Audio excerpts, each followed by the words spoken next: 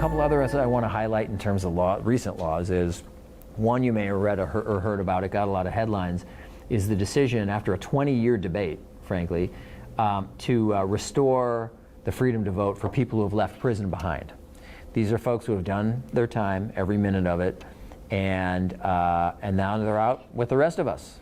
They're, with us at work. They're with us at houses of worship. They're with us in the grocery store, all the rest.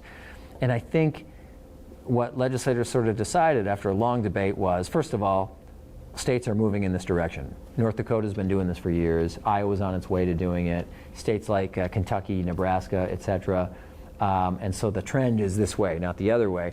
And secondly, I think, just from where I sit, my observation was they sort of concluded, hey, if someone, not you or me, but a judge or a jury or whatever, says, hey, this person, they're the one who knows the facts in the case, and they say this person by this date is good enough, safe enough, worthy enough to be out with the rest of us, that they should have some basic say, some sense of ownership, investment, et cetera. And that's where it came down. That's 55,000 people, 55,000 who didn't have the freedom to vote that now do.